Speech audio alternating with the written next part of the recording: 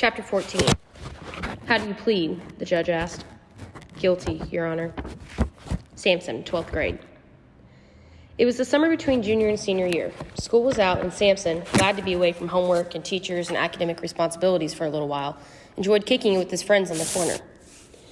They knew the most dangerous thing to do in Newark was to stand on the corner and mind your own business. Anything could happen. A drive-by shooting, a fight, police harassment. The corner was the welcome center for all of it. Nevertheless, that's where they hung out every day. Samson had been warned many times by his mother to stay off at the corner. There is nothing but trouble out there. Whatever happened to you hanging out with Reggie?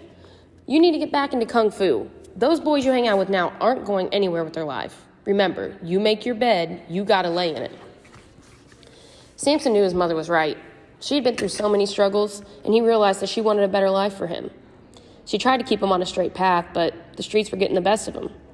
Aimless summer days with nothing to do were the biggest opportunity for him to fall into trouble and become another statistic. George and Ramik had jobs that summer, so the three friends didn't spend as much time together during vacation, and Samson fell back into old habits with old friends. He found work at McDonald's, which gave him spending money, but little else. The desire to have more and to have it quickly was overpowering in a neighborhood where drug dealers drove expensive cars and walked around decorated in diamonds and gold as commonly as trees wore leaves of green. Man, I need to make a move, Samson said, flexing his muscles and stretching his neck. He felt like a toy wound up too tightly. Got any ideas? Rob somebody before they rob you, joked a kid named Buddy. Hey, you got a good idea there, man. Why don't we rob some drug dealers? They got plenty of cash, another dude suggested. You crazy, man? They got guns and will shoot you dead before you have a chance to spend a dime of their money, Samson said. No, man, Buddy said. We don't rob the experienced drug dudes. We hit the young ones, the stupid ones, the kids. Yeah, sounds like a plan to me, another boy in their group said. We hit them hard, hit them quick, then get out of there before they know what happened. Samson was doubtful it would work, but it sounded so easy. It wasn't wrong, he figured. They wouldn't be selling any drugs, just taking money away from the kids who did sell the stuff. They would be like the Robin Hoods of their community by taking from those who were poisoning the area. The first couple of times they tried it, everything went smoothly. Samson and his boys dressed all in black and drove to a street corner where they knew drug dealers hung out. One of the boys always pulled out a gun to scare the kids into obedience. Samson didn't like the inclusion of the gun in the process, but he felt it increased their chances of things going wrong. The last thing Samson needed was for someone to get shot in all the chaos. Nonetheless, a gun was simply part of the scene, as natural to him and his friends as pulling out a candy bar from their pocket. Samson and his friends would snatch the money from the unsuspecting young dealers and jump back into their car before anyone had a chance to respond. They split the money 4 ways and exulted in the ease of glory of it all. Nobody ever got hurt. The next time they went out, Samson was the driver. Even though somewhere deep down he felt uncomfortable about what they were doing, the excitement of the attack and the exhilaration of the take were too much to resist. They drove around until they spotted a group of teenagers hanging out on a corner. They knew the kids there had to be dealers. Samson, Buddy, and the 2 other boys jumped out of Samson's car, preparing to beat up the kids. Buddy pulled out a gun. Empty your pockets, he demanded harshly. Usually when they did this, the kids they jumped gave Samson and his friends their money and ran away. But this time, just as the kids were fearfully handing over the money, another car, a brown 4-door Chevrolet, unexpectedly pulled up next to him. In that car were 4 older dudes, heavier and tougher looking than the kids they were used to dealing with. They looked at Samson and his friends suspiciously. Samson saw with alarm that the car had a police radio mounted on the floor. Cops! He shouted wildly to his friends, each of whom took off running. Suddenly, police cars appeared from all directions, sirens blaring, lights flashing. Instead of running, Samson walked slowly, appearing to be unfazed by the commotion. No one stopped him. He kept walking, hoping and praying that he would get away. Finally, he made it to the corner and began to run, huge, loping strides that took him blocks away from the scene.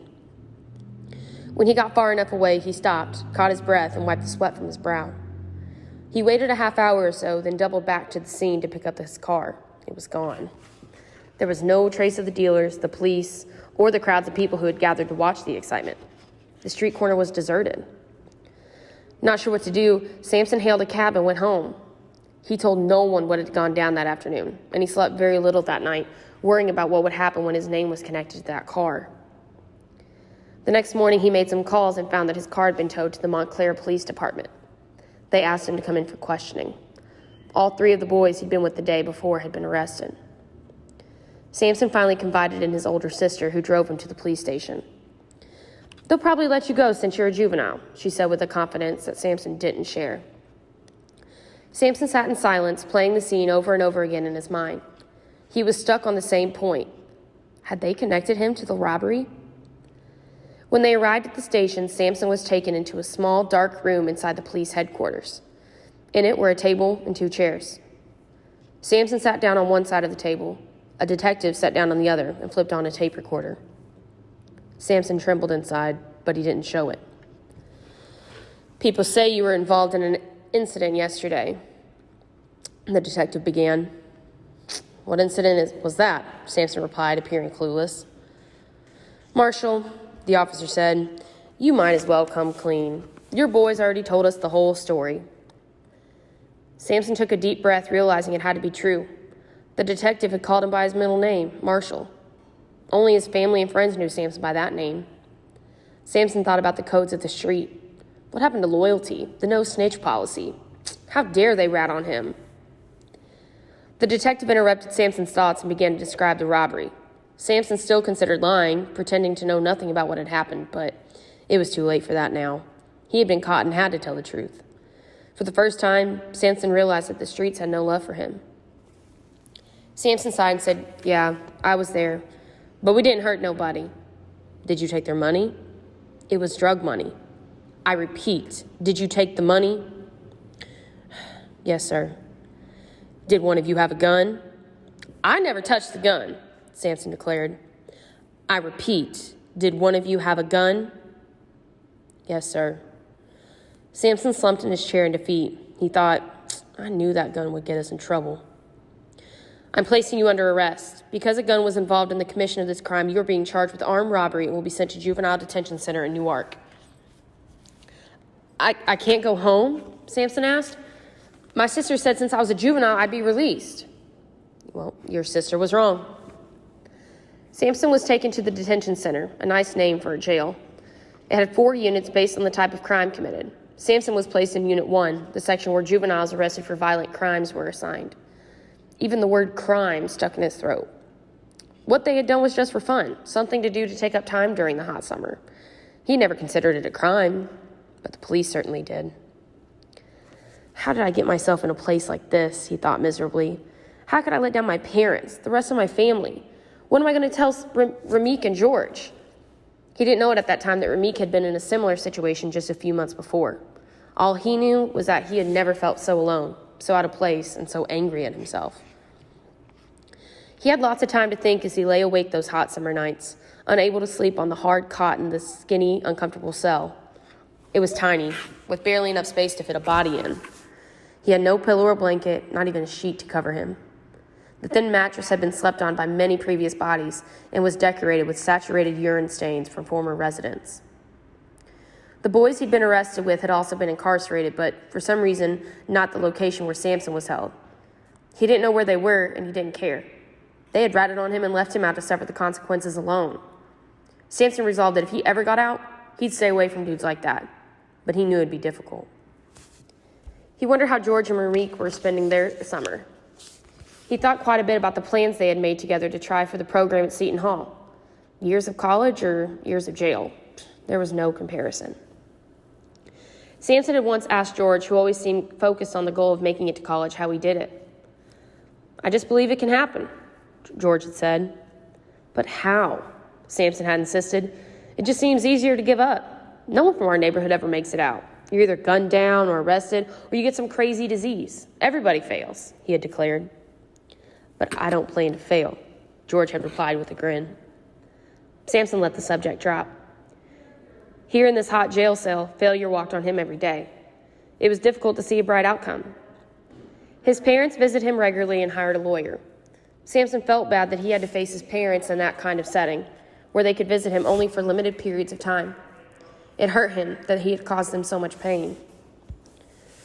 "What has the lawyer told you today?" Samson asked his mother during a visit. "They're talking about trying you as an adult," his mother said with fear in her voice. That means a possible sentence of 3 to 10 years in an adult prison. 3 to 10 years? Are they crazy? Samson replied. Samson was terrified at the thought of being locked up for so long. Just the few weeks he had spent in the detention center were more time than he ever wanted to do.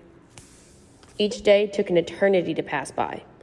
The routines were strict, the food was awful, and the other residents seemed to function as one mindless organism. Samson did his best to keep himself apart from their indifference. In the television room, he watched the same shows over and over again while listening to the activities outside his window. Sometimes he sat at the window, trying to connect a face to the voices outside. A metal fence prevented him from seeing anyone on the ground level. The lawyer worked furiously to get the charges lessened. Just before Samson was scheduled to go to court, the lawyer told him that he had worked out a possible deal. If you plead guilty as a juvenile, you'll get 2 years suspended sentence and 2 years of probation. What does that mean? Samson asked, unsure of what the details of the legal system. Will I have a record? Not if we're able to get this plea agreement. I don't want to say I did something I didn't do. I admit I did some stuff I shouldn't have, but for real, I never touched that gun, Samson insisted. The lawyer replied, if you stay out of trouble, and I mean squeaky clean, you hear me? Then you won't have to serve any time in jail. And since you're still a juvenile, the crime won't appear on your permanent record. Samson breathed deeply with relief. Since his plea agreement had been pulled together at the very last minute, there had been no time to inform Samson's parents. They knew nothing about it. Samson stood before the judge. His mother sat not far from him behind the wooden partition. How do you plead? The judge asked. Guilty, Your Honor, Samson said. His heart thudded in his mouth felt like it was full of cotton. Then it is the judgment of this court to sentence you to 2 years suspended sentence and 2 years probation, dependent upon... He was interrupted just then by a scream from the room. Samson's mother, who thought the judge was sentencing her son to 2 years in jail, cried out, Your Honor, take me instead. He's just a boy. He didn't know what he was doing. Oh, Lord, take me instead. At that moment, Samson had never loved his mother more, and he realized for the first time how deeply she loved him. He felt ashamed and promised himself to turn his life around. Eventually, everything was explained to her. The judge admonished Samson for staying out of trouble for his mother's sake, if for no other reason. After having spent 4 weeks in jail, Samson was released. He swore to himself once more, never again, never. A few weeks later, Samson stood by the basketball hoops at Dayton Street School. Buddy, one of the other guys who'd been involved in the robbery, bounced the basketball. He was out on bail awaiting his trial. What's up, man? Chillin', Samson replied. Did you get off? Buddy asked. Suspended sentence. You lucky. Helps that you're not 18 yet, Buddy replied. He was older, had 2 prior offenses, and was going to do jail time. They shot a few hoops. So, what are you going to do now? Buddy asked. Thinking about going to college, Samson said with pride. Me and my partners from high school made a pact and been talking about it. Buddy and a couple of other guys who were shooting hoops with them stopped the game and broke down laughing. They laughed so hard they had to catch their breath. Man, that ain't never going to happen, Buddy said. Nobody from around here goes to college. Do you know who you are and where you're from? Samson said firmly, well, I'll be the first. In that moment, he realized he had to look beyond them, beyond their ridicule, and find a way to make it past the impossibilities. He left them laughing, and that was the last time Samson hung out with his boys. Eventually, all the boys who had been involved with Samson in the robbery received jail time. Samson had been spared for some reason he did not yet understand, but he was ready to find out. There are turning points in everyone's life. My experience as a juvenile in the detention center helped me realize that I was traveling down a road of destruction. That summer helped me turn my life around and aim for something positive. I realized the company you keep plays tremendously in the outcome of your life. My street friends had given up and had no direction. I knew if I continued to hang out with them, I would fall victim to the same aimlessness. Going to common wasn't a common goal for kids in my neighborhood. I felt I had no choice, however. College represented hope. Staying on the streets most likely meant more jail time or drug addiction or death. So I stepped out on faith and headed for a brighter future.